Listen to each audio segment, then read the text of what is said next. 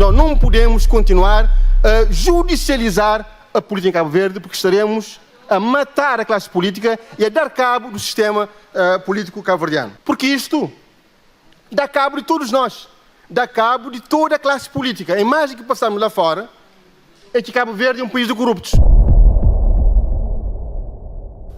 Acontece que na versão final da proposta encaminhada para publicação ocorreu um erro material, entendemos nós ser um erro material, não detectado na altura, ditando que o número 6 do artigo 108 excluísse os artigos 363, 364 e 365, que referem-se, a esses artigos, à corrupção ativa, à corrupção passiva e ao tráfico de influência.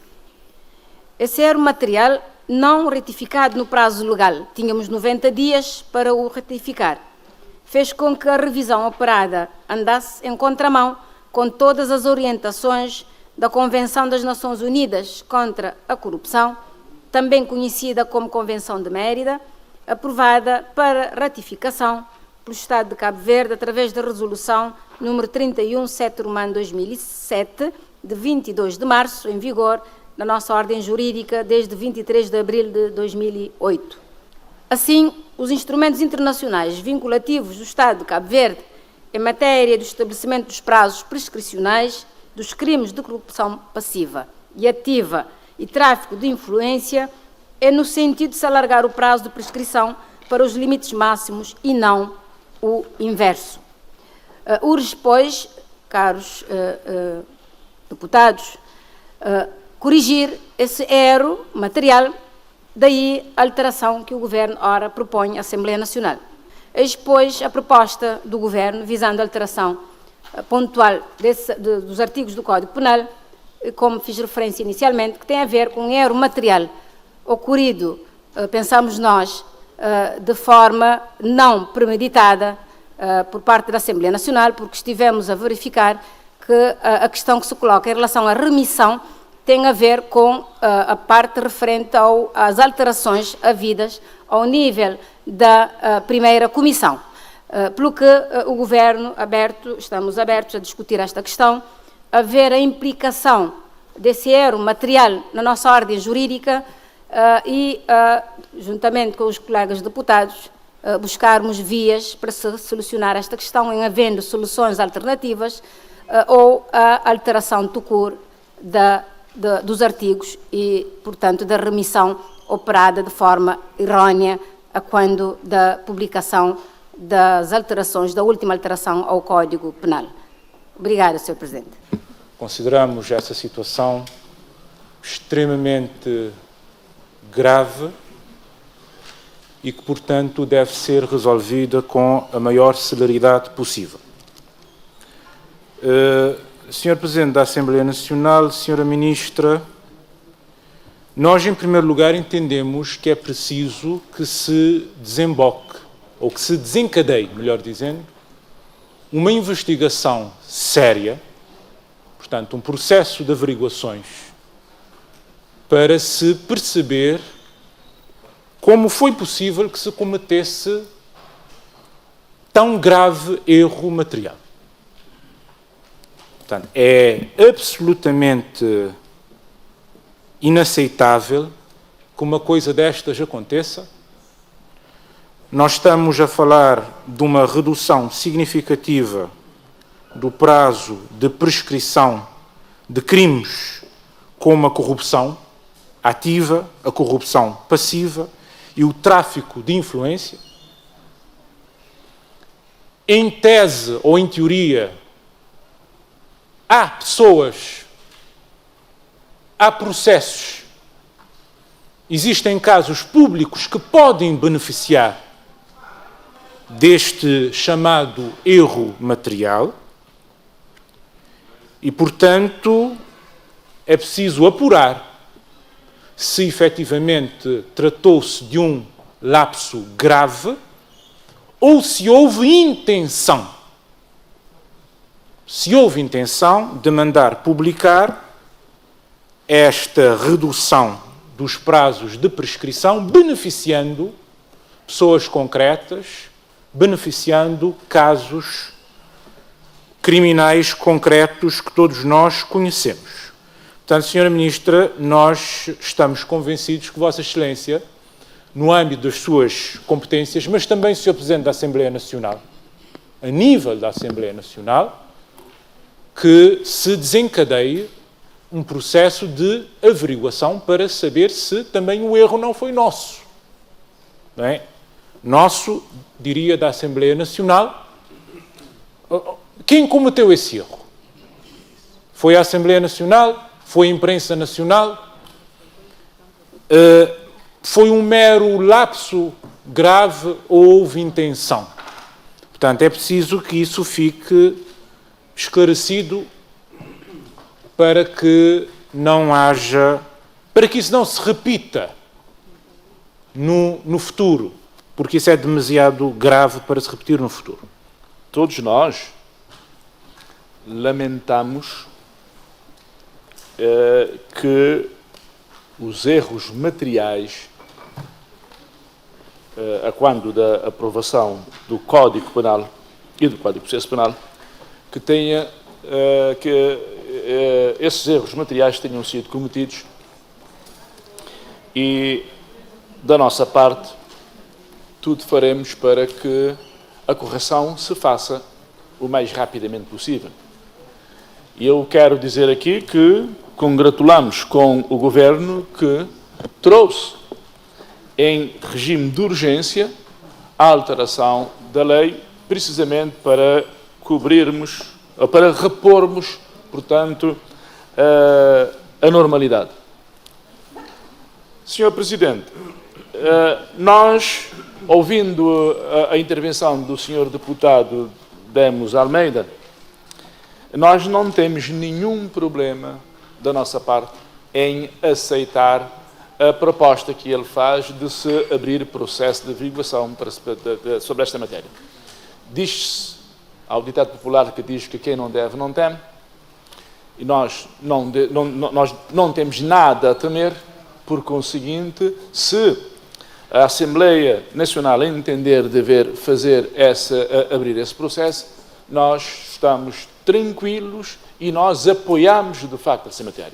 Mas eu quero dizer ao senhor deputado Demis Almeida que tanto o Código Penal como o Código de Processo Penal foram aprovados na especialidade, na primeira comissão.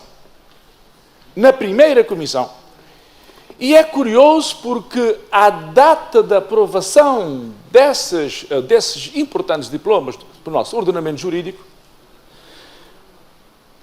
eu estava a presidir essa primeira comissão e devo dizer-lhe que esse trabalho foi um trabalho árduo, foi um trabalho feito e que contou com a participação de todos os deputados que pertenciam a essa primeira comissão, designadamente os juristas, que não há necessidade de estar a dizer o nome, mas e todos eles continuam nesta Casa Parlamentar, portanto, renovaram os seus mandatos de deputado. Não haveria, nem da parte deles, nem da parte dos deputados do MPD, onde eu me incluía, nenhuma intenção de alterar a lei para beneficiar este ou aquele.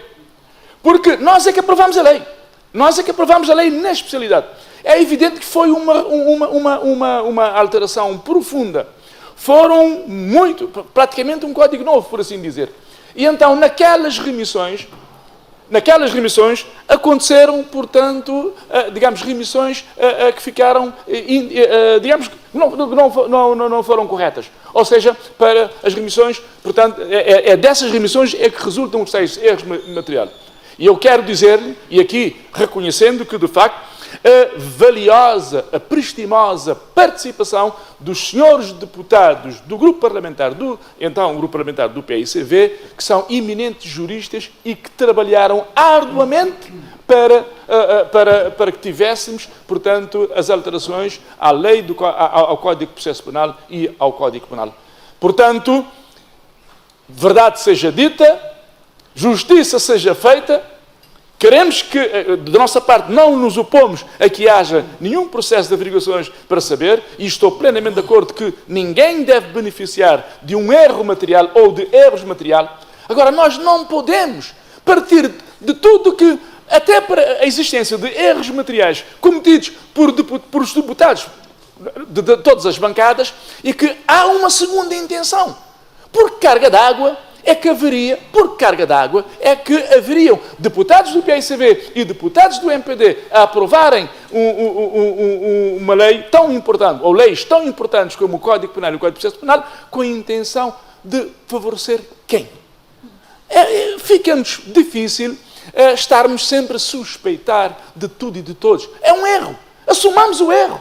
Agora estamos em sede própria para corrigirmos o erro. E ainda bem que veio em regime de urgência para o corrigirmos quanto antes, para normalizarmos, portanto, o nosso ordenamento jurídico penal.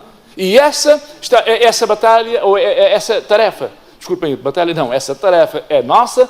Reconheçamos o erro e corrijamos o erro, mas sem trazer suspeições ou sem levantar. Porque senão, se nós levantarmos a hipótese de que os deputados que aprovaram a lei queriam beneficiar este ou aquele, temos de dizer quem é este ou quem é aquele que, enfim, que os deputados do PICV e do MPD em conjunto, portanto, quiseram beneficiar porque foi aprovada por todos nós. Muito obrigado. O erro aconteceu em sede da primeira comissão. E a culpa é partilhada. Não é, o governo não vai responder por si só devido a esse erro material. É um erro material.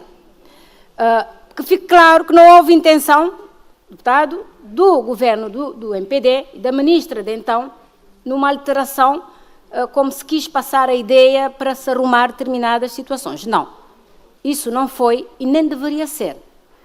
Porque, como sabe, a lei é abstrata, portanto, a aprovação da lei não deve ser em função dos interesses de um ou determinado momento, ou de um ou outro caso que provavelmente poderá estar pendente no tribunal.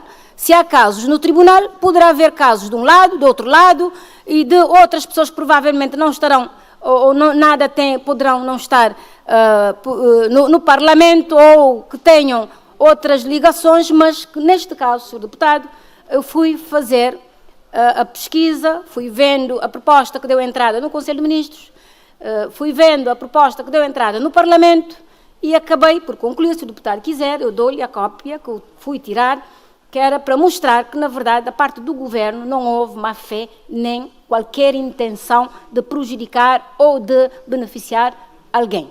Não houve. Em relação àquilo que o deputado disse, se a Assembleia entender por bem, investigar, criar uma comissão para investigação, o Governo alinha-se. Aliás, o Governo não tem que se alinhar, isso é competência da Assembleia Nacional.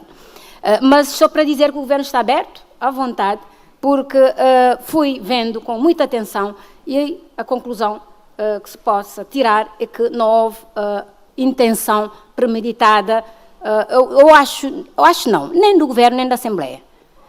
Isso foi um erro material, como o senhor deputado reconheceu, um erro material, aliás, nós reconhecemos-lo, que houve um erro material que foi detectado após o período normal que a Assembleia Nacional tinha, 90 dias, para corrigir o erro.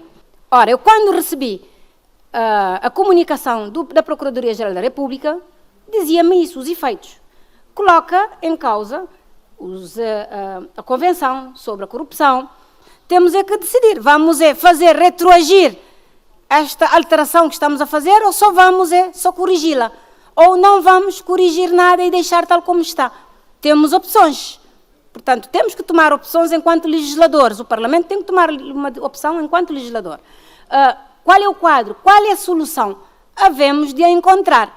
Temos que consensualizar como resolver esta situação. Sr. Presidente, apenas para dizer que, portanto, esta lei, quando foi alterada, exigia, portanto, uma maioria reforçada de 2/3. Portanto, não, desculpe, não. Sim, peço desculpas.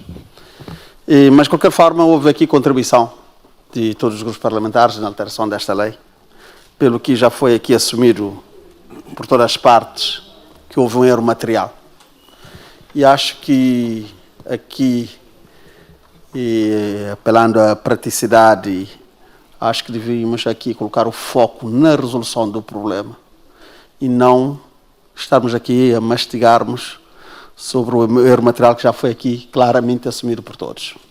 Portanto, ninguém esteve aqui com nenhuma intenção, digamos, escondida de, portanto, cometer esse erro.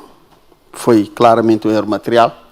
Portanto, estando aqui hoje o Governo com esta iniciativa para corrigir esse erro, acho que devemos colocar o foco nessa correção, colocar o foco nessa solução e avançarmos, porque penso que aqui é que reside, portanto, a parte fundamental, enquanto legisladores, para munirmos o país de uma legislação que esteja em regra com os acordos que adotamos no nosso ordenamento jurídico e para que também munimos a nossa justiça de uma lei e limpa de um erro que foi cometido.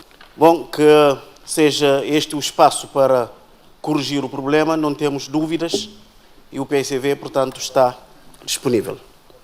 Agora, em relação à questão do erro, é preciso que, de facto, seja realizada uma investigação para se saber, de facto, onde é que o erro foi cometido, não é?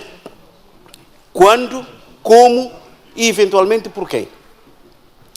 Evidentemente que, se de facto o erro foi desta Casa Parlamentar, nós estamos aqui para assumir o erro, eventualmente pedir desculpas e corrigir.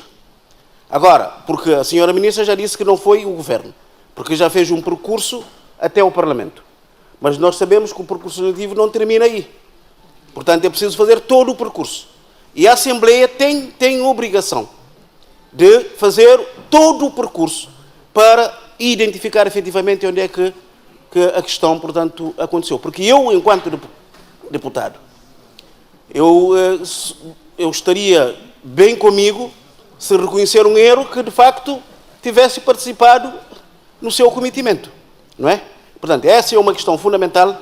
Então, eu acho que a mesa da Assembleia deve desencadear um processo, portanto, de investigação para descobrir, efetivamente, onde é que o erro aconteceu. Porque está-se a passar aqui a ideia de que o erro é do Parlamento. Não, o Parlamento é a entidade competente para corrigir o erro. Agora, quem, de facto, tiver cometido o erro é preciso investigar. Mas, por outro lado, nós entendemos que nós devemos solicitar aos tribunais um relatório sobre os eventuais prejuízos que essa alteração terá provocado, portanto, nos processos que estão no tribunal. Portanto, só os tribunais é que podem dar-nos essa informação. Porque, como já se falou da questão da repristinação ou não, portanto, se há efeitos rotativos ou não, nós teremos que ficar conscientes de eventuais consequências que esse erro material provocou, portanto, em relação aos tribunais. Só os tribunais podem fazer isso. Nós não temos nada a temer, porque aquilo que se cometeu foi um erro material e eu particularmente assumo, porque eu é que presidi a primeira comissão. E repito, portanto, a comissão era formada por deputados que são eminentes juristas neste país, portanto, da bancada tanto do MPD como da bancada do PSV. Foi um lapso. Portanto, e como já se detectou que, de facto, há um lapso, vamos corrigir. E há toda a abertura da bancada do grupo parlamentar do MPD para tomarmos a decisão correta. É o nosso papel, somos legisladores, estamos cá a legislar. Agora, nós que não haja outras, enfim, suposições ou insinuações de que há interesses outros que não seja apenas e só, portanto, de reparar aquilo que está na lei, que sem devidamente. Nós temos que salvaguardar o papel da Assembleia Nacional, portanto, temos que salvaguardar o papel da Assembleia Nacional, porque a nossa instituição merece todo o nosso respeito e todos nós temos que contribuir para que, de facto, o nome da nossa instituição não seja posta em causa, seja beliscada sequer, e claro, do Governo, que também já demonstrou que em nenhum momento teve intenção de trazer, digamos, constrangimentos na alteração da lei penal. Agora, a investigação ou não, caberá à Assembleia fazer a investigação, até porque na Comissão Especializada há a gravação, a presença dos deputados, portanto, pode-se por esta via tirar-se dúvidas em relação à proposta, de quem partiu a remissão, quem é que chegou a fazer a remissão, porque é que se mexeu na proposta. O que eu disse é que a proposta que veio do Governo já não continha a prescrição a partir do artigo 300 e... deixa eu só ver, é 362. Portanto, como houve... acabou-se por cortar o 362, automaticamente teriam que levar em conta a partir do 363. O que não aconteceu. Agora, isso não aconteceu, é isso que eu estou a dizer, Sr. Deputado. Não há má-fé, nem do Governo, nem tampouco do Parlamento. Eu acho que não se deve caminhar pela via de suspeições em relação em intenções boas ou más, porque essas intenções poderão beneficiar uns e prejudicar uns ou outros, portanto, isso não se sabe. Eu não sei quem beneficiou e nem quero saber quem beneficiou ou não com este erro material. Mas se o deputado quiser, poderá chamar o Sr. Procurador-Geral, a Assembleia, ou pedir ao Ministério Público dados em relação aos processos pendentes, que processos a que se refere, o senhor tem toda a legitimidade de o fazer. Eu, enquanto Ministra, eu não faço isso, que é para não intrometer-me nas questões relativas aos tribunais, sabe? Portanto, o deputado poderá fazê-lo sem qualquer problema, chamar o Sr. Procurador-Geral ou pedir por escrito dados em relação a esta matéria. Notamos, Sr. Ministro, nós fomos revisitar a mensagem que o então Presidente da República, Dr. Jorge Carlos Fonseca, um eminente jurista e penalista, como sabemos, dirigiu à Assembleia Nacional. Ele promulgou, de certo modo, a contragosto a alteração, não é? Discordando de uma série de opções,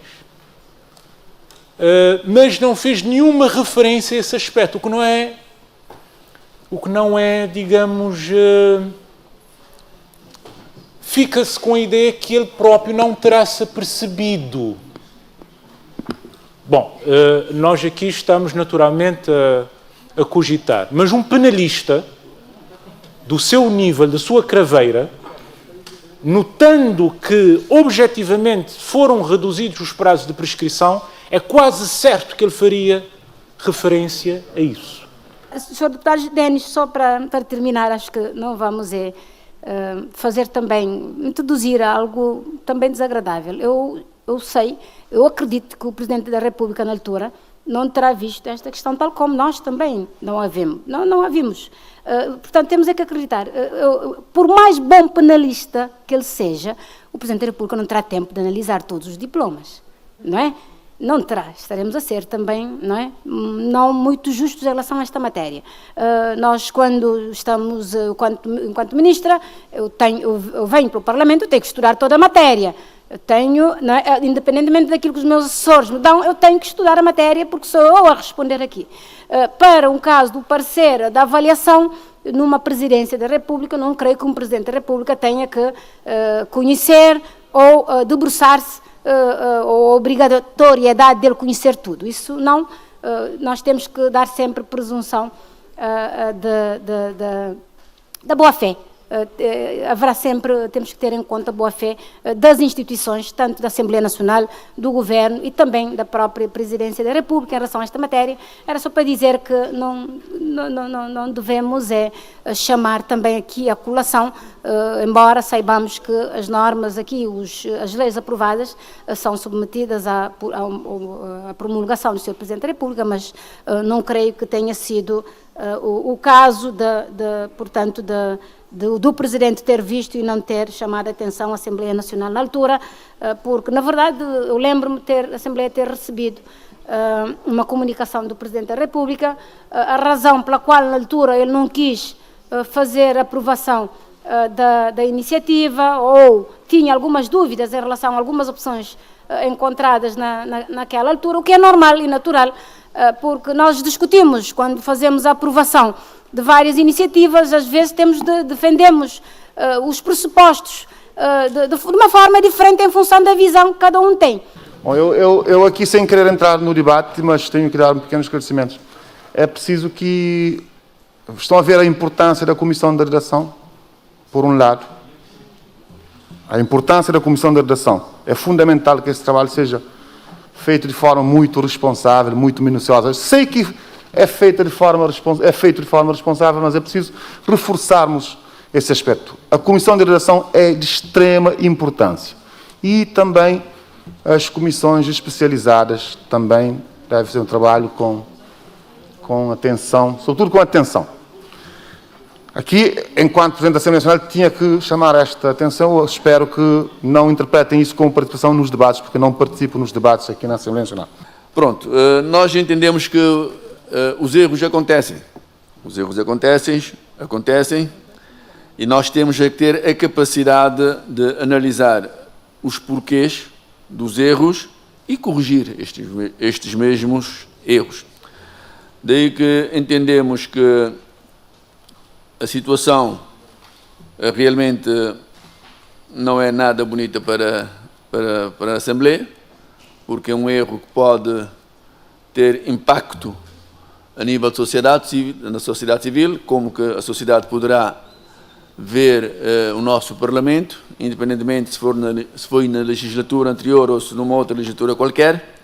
A verdade é que nós que estamos aqui temos o dever de procurar corrigir os erros e tomar as medidas necessárias que se impõem para vermos se ninguém tirou proveito dessa situação.